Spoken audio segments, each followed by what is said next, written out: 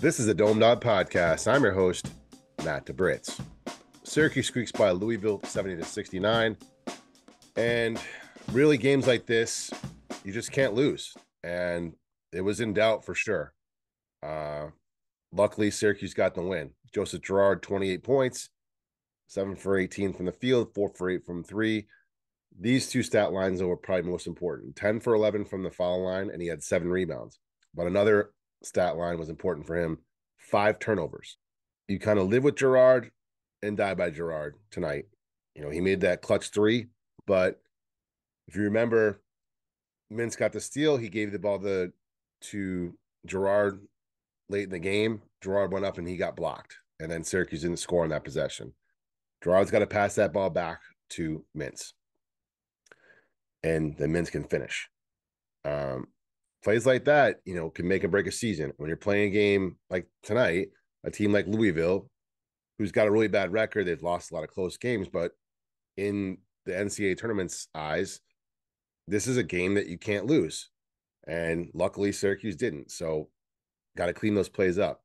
Mintz at the end of the game had a similar, I wouldn't say brain fart, but he's dribbling the ball instead of just getting fouled or passing it to Edwards, who was open, or whoever else was on the other side. He tries to maneuver his way around and he falls down. And luckily, Jesse Edwards bailed Syracuse out by getting that tip at the end of the game, just to tip the ball away, enough for Benny Williams to get it. Mintz has to be smarter. I know he's a freshman. He's got to make better decisions at points. Jesse Edwards is a complete beast, even though stat line may not show, a huge game offensively. He had 12 points, 11 rebounds. He had 4 blocks, but, he affected at least 10 to 15 shots. And even though he said 11 rebounds, it felt like he got way more than that. So his rebounds were important. And he made the play of the game where he got the tip away at the end. He wasn't getting the ball at points. And when Syracuse tried to give him the ball, it was almost like they were forcing it to him and it wasn't working. I think time and time again, I'll say this, is that this team just needs to play fast. When they started to play fast towards the end of the first half, it was working. When they decided to go to the press by putting Justin Taylor in, they got a turnover. I think when the offense is stagnant, they have to go to the press. And I think if you do that, then Edwards will get more easy buckets and then the game will open up more. But once they went to the half court offense, it was just kind of like back and forth. And a back and forth game you can't have when you're trying to make the NCAA tournament and try and turn your season around. Positive side, Syracuse has won 7 out of 8. And they're going to play Virginia on Saturday. That's going to be the toughest game of the season for Syracuse so far. I know Syracuse likes to rise to the occasion. They've won in Charlottesville, Virginia before.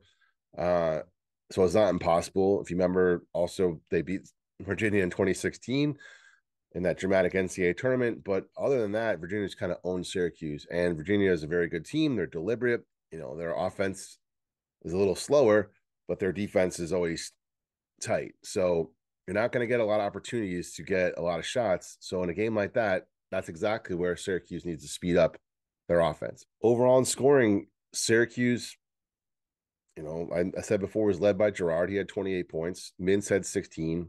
Edwards had 12. Chris Bell had 8. I thought he played a pretty efficient game on offense. He picked his spots.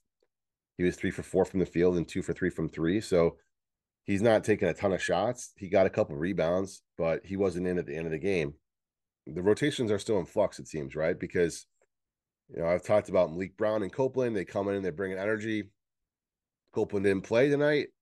Brown played for a few minutes. He just kind of, I wouldn't say he looked out of it, but he just didn't look like he was comfortable in that game tonight.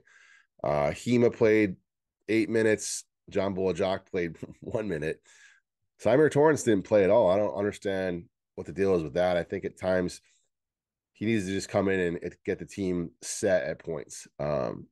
He handles the ball really well. He can penetrate. I know he's not as flashy as Judah Mintz, but Torrance is more of a distributor, I'd say. And I think he should get more play time. It's funny. It's like I always have someone that I want to talk about. Why are they not playing?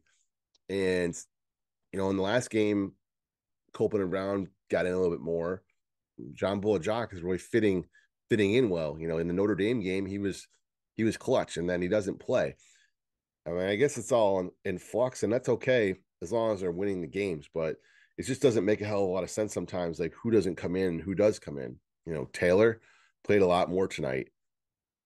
He played 21 minutes. He had one bucket. I think he was more in there on the defensive side, but I don't know if he's better on defense than Copeland or Brown, or if he's better than Bell. Chris Bell gets a lot of flack. He had 3 rebounds. I know that's not a lot because Girard had 7. And I said before, there is some art and some skill to rebounding. There's also effort.